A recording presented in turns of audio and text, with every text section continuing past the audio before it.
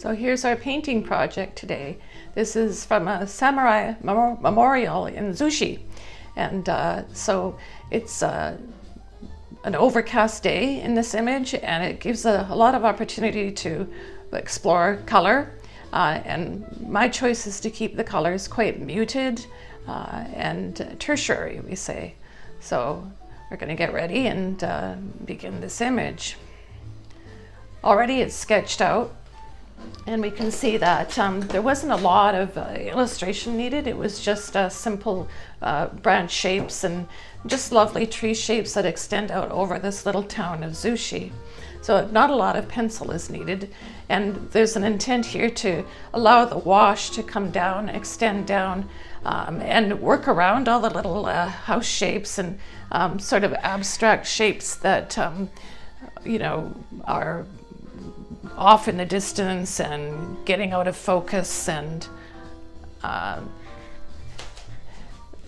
not a lot of detail, just the less detail the better, off into the distance. So I'm going to work from a limited palette, and here we have New Gamboge yellow and French ultramarine blue and alizarin crimson.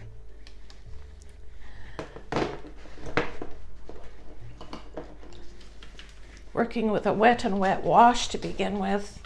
I'm going to wet the paper. I'm not too concerned yet about deliberate color mixtures on the palette. I'm going to try and to keep them isolated one from another, so keep the yellow and the blue and the red isolated from one another in the palette. So wetting the paper from the top to the bottom, nice big sky wash, brush, whoops.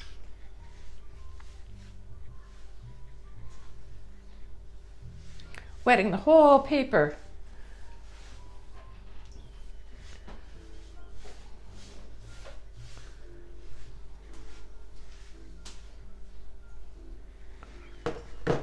I'm going to mix up tertiary blue, so not straight blue, a little bit of the red and the yellow into the blue as well, just muting it down a bit.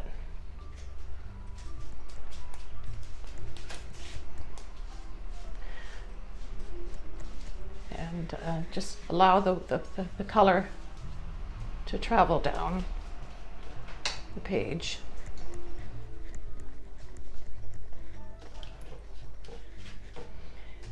Now, a lot of the tree shapes up in here, I'm going to, the color I'm going to throw in there just momentarily, but notice how as the paint travels down the paper, there's a bead, we call, that I can keep working with.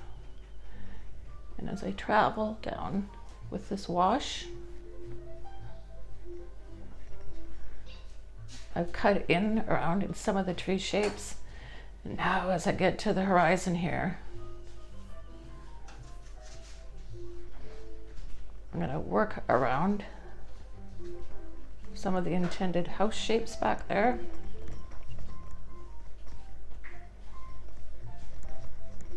I like the movement of the rain clouds, I'll say, because that's actually what's happening. The atmosphere is very damp, and it's going to say that those clouds are about to release rain.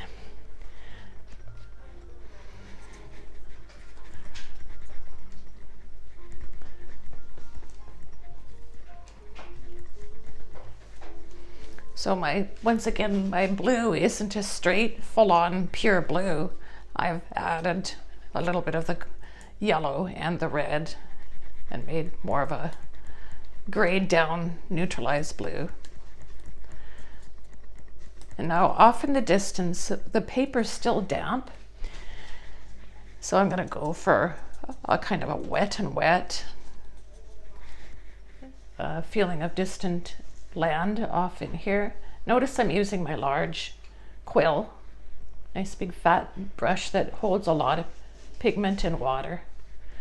And again, working with the paper slightly tilted, I'm able to create the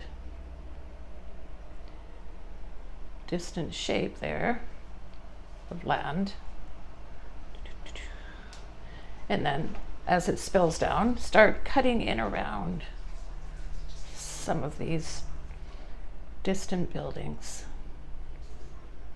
Just kind of in an abstract way. They don't have to be too perfect. Less perfect the better. And that tells us that there's little buildings and things way off. Nice wet and wet. Paper's starting to dry. So I'm also deliberately linking shapes, meaning I'm not just painting one little thing here and one little thing here and one little thing here. I want all of these neutrals to kind of link as well and join hands. That's a good plan.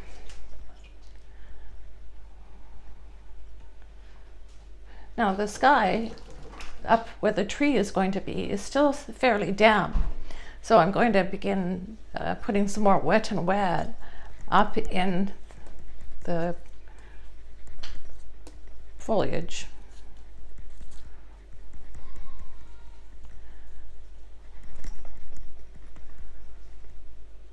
So I'm happy with the mixture here. Not straight pure blue, but some blue, some yellow, some red. Get it to a temperature I'm happy with. It's wet and wet. And now I'm going to do what's called scumbling, just kind of dragging the brush so that it hops, skips, and jumps. Mass in some of these tree shapes. There we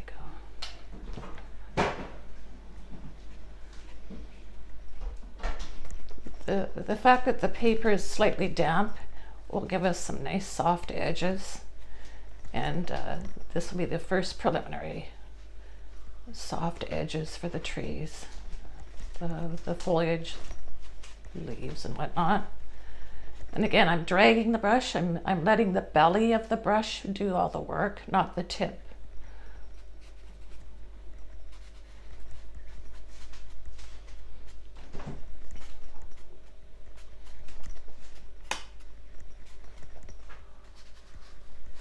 The paper is beginning to dry, which is to my advantage because I can still drag the brush quickly and get some nice rough edges.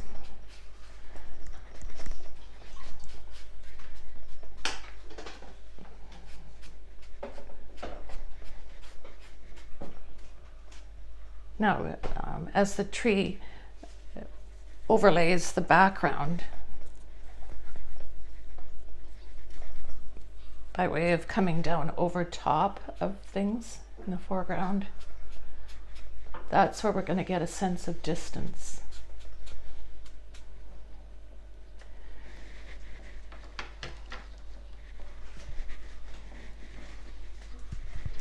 The paper's getting slightly dry over in this corner, so I bring out a spray bottle and just spray, re-moisten, humidify that. Allows for a little more time to let this wash flow down.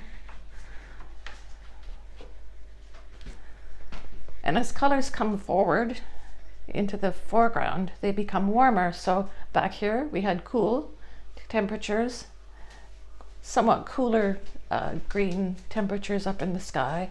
And now coming forward, I'm going to introduce some more warm yellow, a little bit of red in it. That feels warm. Local color is warmer.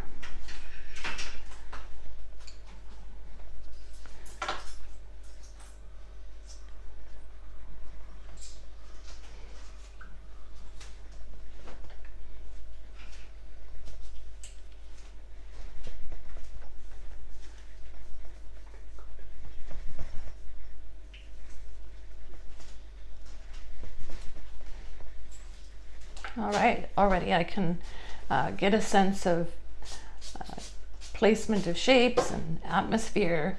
And again, the paper is slightly damp, slightly dry. I enjoy using what's called a rigger, number 6, and that is a nice fat, long, lazy brush. It's got a nice, long, slender movement, or like calligraphy. Works well for that. And I'm going to just play around a little bit, experiment with some of the tree shapes, branches that are. So I'm going to mix up a nice warm yellow, red and blue, but leaning more towards golden for the first part.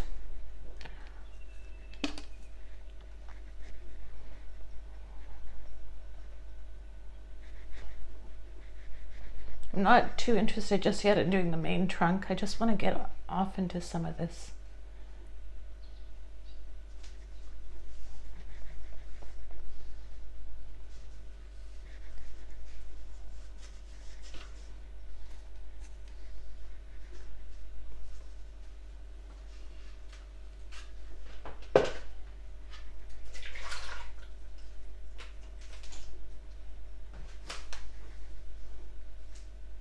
Little sky holes, branches show through.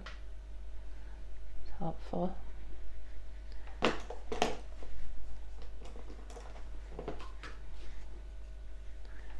So you'll notice that the temperature of the branches in this first wash are quite warm. And the thing is, if they're too warm, you can always come in and change them. Cool them up with a glaze later.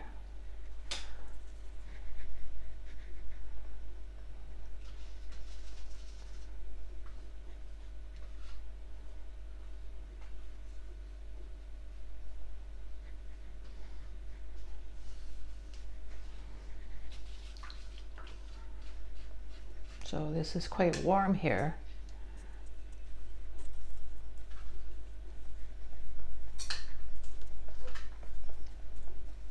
I'm going to add a little bit of cool blue to the undersides.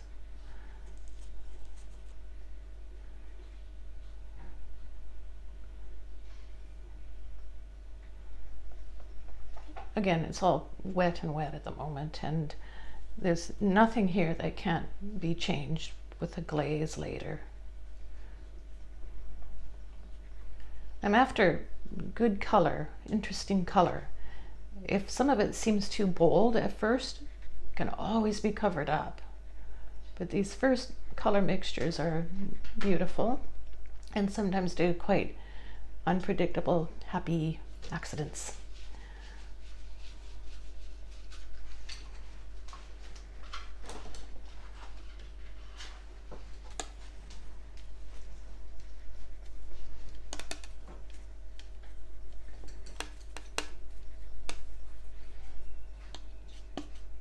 So now that I have those shapes, they've kind of moved and gone as far as they can go as far as wet paint goes.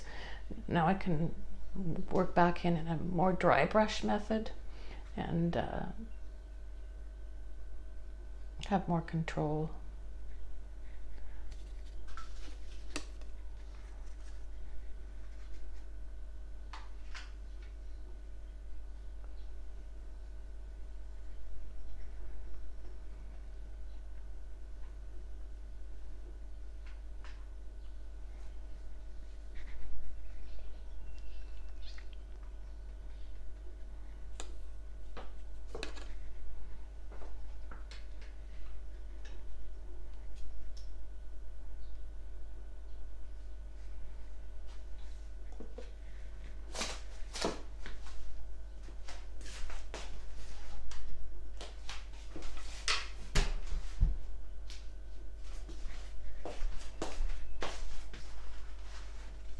So I'm being quite expressive and using a lot of artistic license about, you know, whether there's extra branches or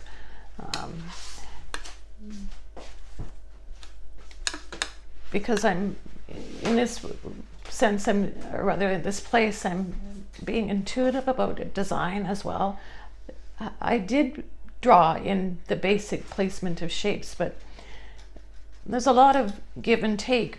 When you see that where the paint has gone to, sometimes, as I say, you get these happy accidents or things that you didn't anticipate, and that's where it's somewhat risky, but you're just hoping for good things. And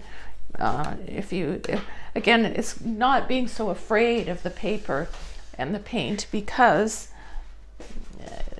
lifting is fantastic. We can change. I don't have to be locked or feeling locked into everything I put down. For instance, this branch here that I just put in the shadows in the foreground here, right in here. Let's say I was happy more or less, but then thought, perhaps that edge is too strong, so I can lift.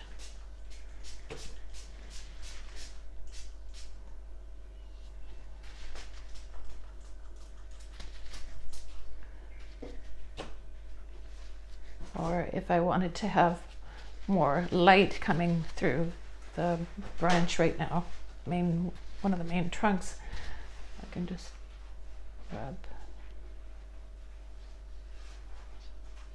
and lift out.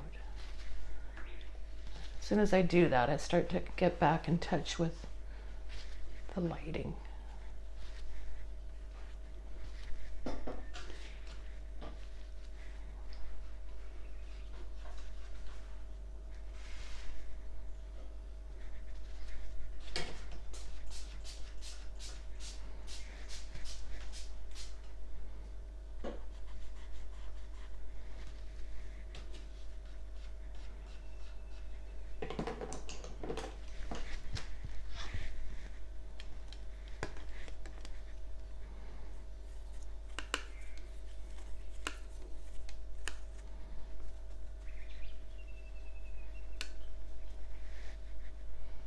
Now the paper, I'm in a more humid climate here in Japan, and so the paper does tend to stay damp longer, which is a nice window for working in.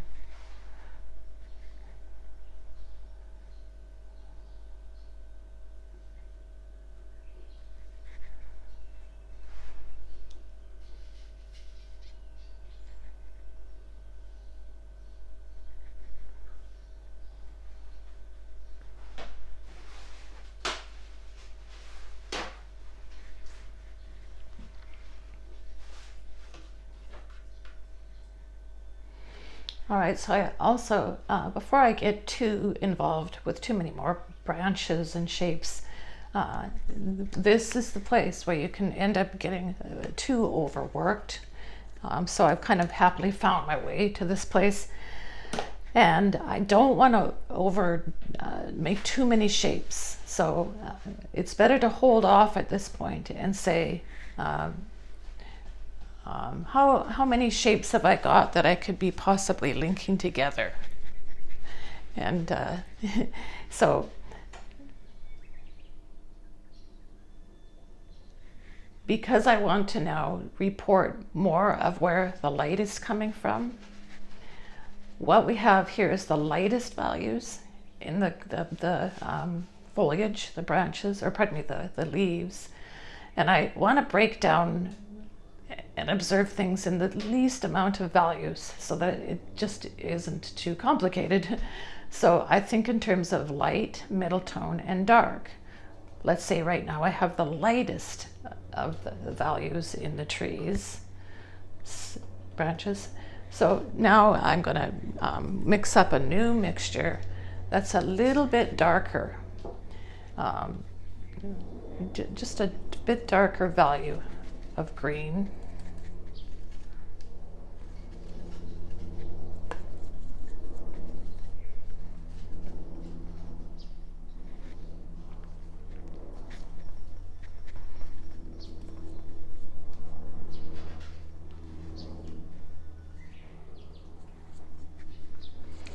It's nice to have a couple of different temperatures.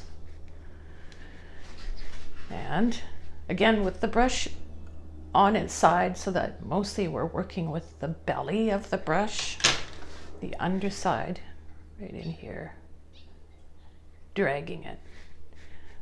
I'm going to purposely, whoops, got a bit of red in there. There we go. Think of the bigger form, bigger shapes first, and then create little shadows underneath them. So I'm dragging the brush. Let's call this our middle value.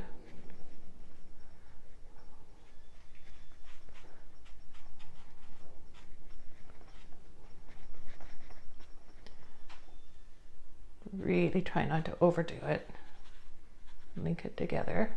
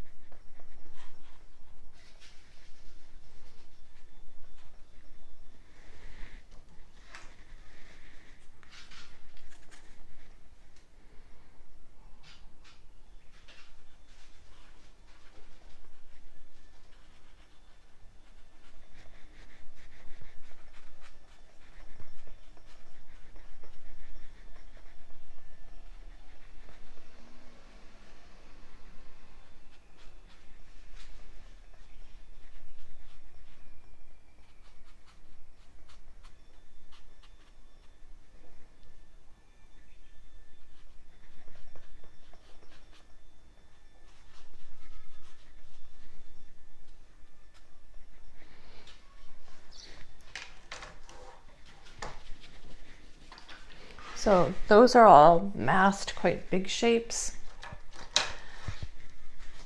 And it's always best to kind of find the signature mark of the tree. So let's say if it was a deciduous tree with tiny little leaves, then that's what you do, is report just a few.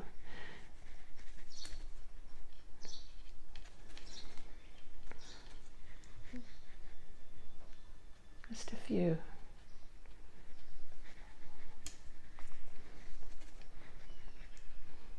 That's enough to tell the story of what kind of tree it is.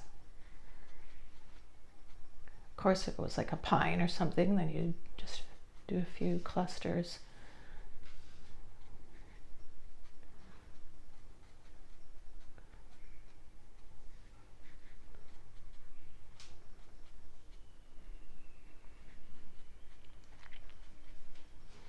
You can see I'm just using the tip of a fat quill. Holds a lot of paint, holds a lot of time, really. It holds time in your hand because you can slow down and begin to do a little bit of negative painting. Quills are designed to hold a lot of paint and a lot of water. So there's a lot going on in that little brush, buying me a lot of time.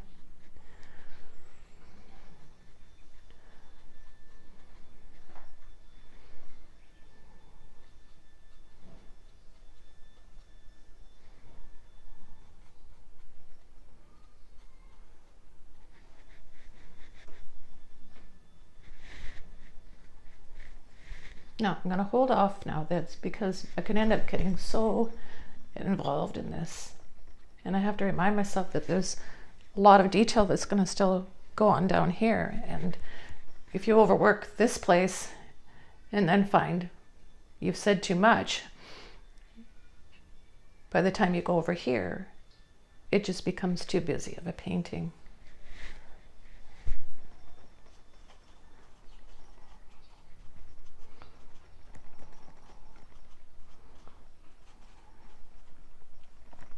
Notice this is a tree that's in the foreground, so I have a warmer temperature happening here. That pulls it forward.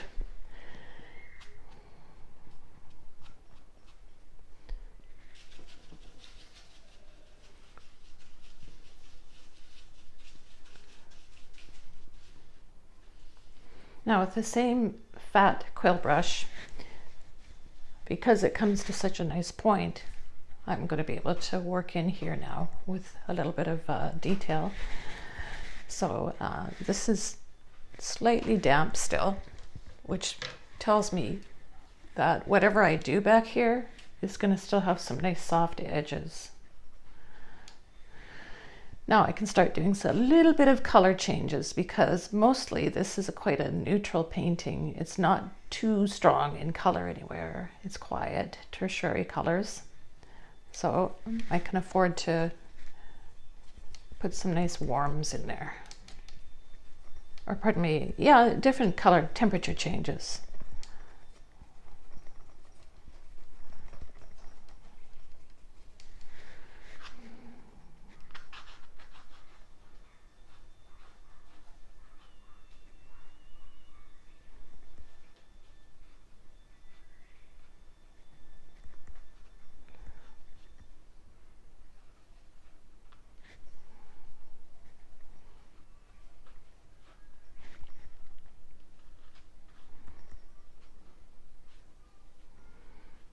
Now this is a scene in Japan, and I enjoy kind of exaggerating. Sometimes some of the buildings are very old, beautiful old, classic Japanese architecture, and some of them are more modern, obviously. So where I can kind of get away with pushing the envelope. For instance, the buildings down here were quite symmetrical and more current. But if I want to be thinking of design and making a statement about where we are, then I'm going to exaggerate. Just going to lift out a bit of that value there.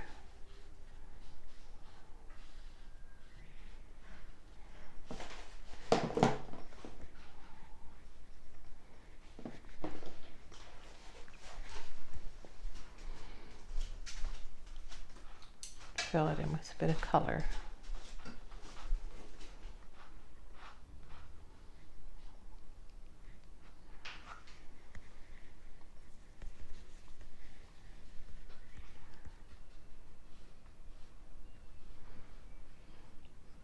So the artistic license I'm using here is that rather than making the buildings completely rigidly straight, perpendicular, just a little bit of an organic feel to it, so it sags. When I do the roof line and the eaves, I'm going to curve them up a little bit, like that typical classic Asian architecture. And you know, I'm using artistic license here, and we'll see that in the towards the end there, the end details. So as far as also details that go in the buildings, the windows, the under the eaves, the doorways and whatnot, I'm hoping to link those shapes as well, so that they're not too isolated from one another.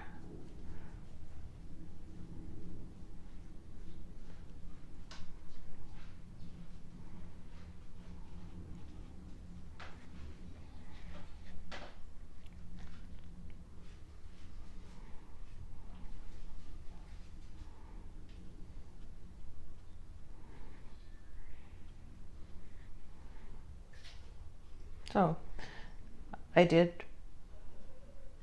under the eave there, I did a bit of a found and then lost and then found, and brought it down to this roof line, and trying to make them join hands, all in the same flow of color. Where there's a window there. If I can get away with linking things, it's way better.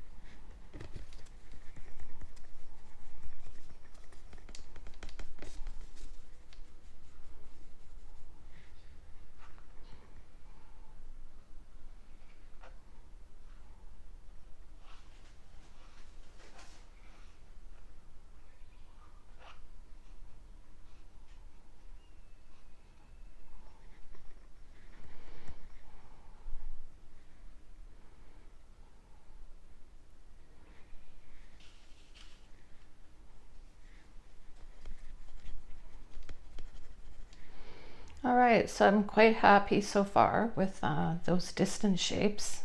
Starting to change some different temperatures of warms and cools. My basic foreground architectural shapes, I plan to fine-tune those and make them more readable in the final dark values. So to this stage, the painting is lights and middle tones and trying to link shapes together. Stay tuned and we will show the final results.